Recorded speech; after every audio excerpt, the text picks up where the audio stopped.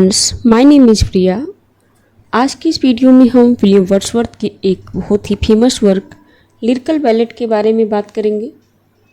इससे पहले की वीडियो में मैंने आप सभी को वर्ड्सवर्थ के बारे में बताया था और ये वीडियो आज उनके वर्क लिरिकल बैलेट के बारे में है। तो चलिए शुरू करते हैं आज की ये वीडियो, तो लास्ट तक ज़रूर बने रहें। लिरिकल बैलेट जो विलियम वर्ड्सवर्थ का एक बहुत ही फेमस वर्क है, जो इन्होंने अपने फ्रेंड एस.टी. कोलरिज के साथ मिलकर के लिखा था। किसके साथ मिलकर लिखा था ये? ST. Coleridge, Samuel Tyler Coleridge के साथ मिलकर। और ये पब्लिश कब होता है? 1798 में। इसकी पब्लिशिंग डेट कब है? 1798। और माना जाता है इसी वर्क से विलियम वर्ड्सवर्थ के पोइटिक करियर की शुरुआत होती है और रोमांटिक एरा की भी शुरुआत इसी वर्क से मानी जाती है। इसके कई एडिशन आए थे जिसके बारे में हम आगे देखेंगे। फर्स्ट तो आया था 1798 में, जिसमें टोटल 23 पोम्स आई थी। जहाँ एक चीज़ नोटिस करने वाली है कि ये कोई एक पोम नहीं है, लिरिकल बैलेट एक पोम नहीं है। क्या है ये? It is a collection of poems. ये कलेक्शन है जिसमें 23 पोम फर्स्ट टाइम में पब्लिश हुई थी।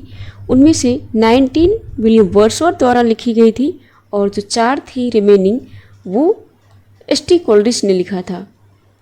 टोटल कितनी थी? 23। 19 कंपोज किए थे विलियम वर्ड्सवर्थ और जो 4 है वो कोलरिज। इसके बाद जो सेकेंड एडिशन आता है वो कब आता है? 1800 में। कब आता है? 1800 में। और इसमें ऐड किया जाता है preface to the lyrical ballad, जो इसे बोला जाता है कि ये मैनिफेस्टो ऑफ रोमांटिसिज्म है। क्या है ये?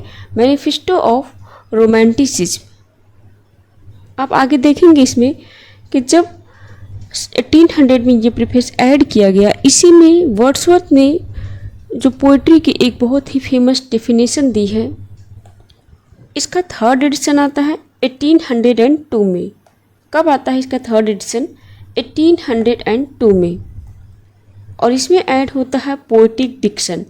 आपने पहले देखा कि फर्स्ट आया था 1798 में।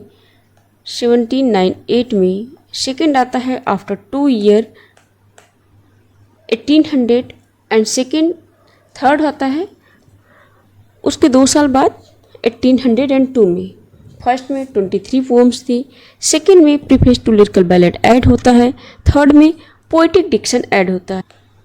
आगे कुछ और पॉइंट्स देखेंगे जो एग्जाम पॉइंट ऑफ व्यू से बहुत इंपॉर्टेंट है।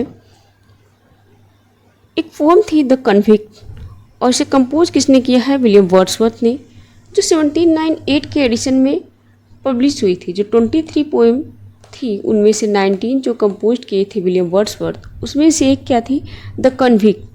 बाद में क्या हुआ, इस 1800 वाले एडिशन में जब preface to lyrical ballad add होता है, उसमें से उसे हटा करके, द कन्विक्ट हटा करके कौन सी ऐड की जाती है? Love poem. कौन सी? Love pome. और इसे किसने कंपोज किया है? एस.टी. कोलरिज ने।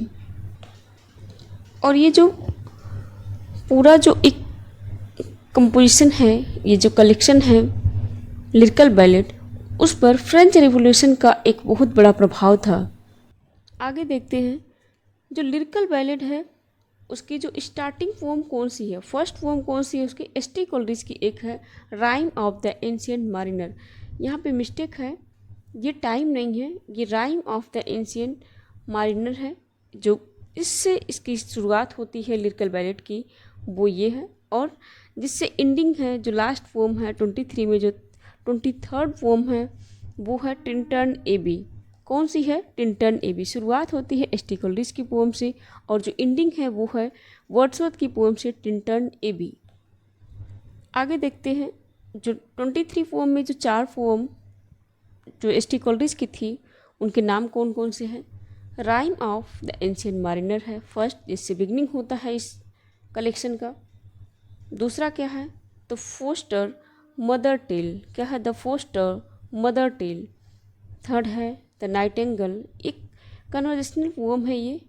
एक है डंजियन एंड नेक्स्ट लव है, जो आपने देखा था कि एक विलियम वर्ड्सवर्थ की पोएम को हटा करके इसको ऐड किया गया था सेकेंड एडिशन में। तो ये कुछ इम्पॉर्टेंट पॉइंट थे लिरिकल बैलेट को लेकर के। जैसा कि मैंने आपको पहले ही बताया कि ये एक कलेक्शन है पोम का। क्या है? कलेक्शन है पोम का। ये कोई एक सिंगल पोम नहीं है। तो इनमें कुछ लाइन है जो कोट की जाती है अगेन एंड अगेन, और वहाँ आपको अगर एग्ज़ाम में ऐसे क्वेश्चंस आते हैं तो वहाँ दो ऑप्शंस आपको दिए जा सकते हैं। एक तो उस पोम का नाम दिया जा सकता है कि ये किससे है, या फिर लिरिकल बैलेट करके पूछा जा सकता है। तो कुछ इम्पॉर्टेंट लाइन को देखते हैं। फर्स्ट है, humble and rustic life was generally chosen because the passion of heart. ये बहुत ही ज़्यादा कोटेबल लाइन है जो विलियम वर्ड्सवर्थ के इस कंपोजिशन से, ये जो कलेक्शन से ली जाती है।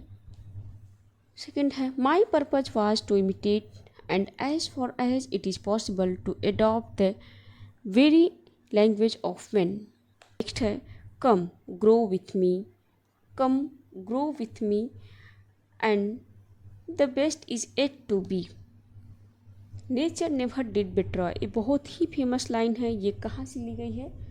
ये लिरिकल बैलेट के टिंटन एबी से ली गई है। Nature never did betray the heart that loved her, rest and be thankful. तो ये रहा आज का वीडियो। अगर आपको ये वीडियो अच्छा लगा हो तो प्लीज़ वीडियो को लाइक करें, शेयर करें और चैनल को सब्सक्राइब करें। Thank you for watching this video.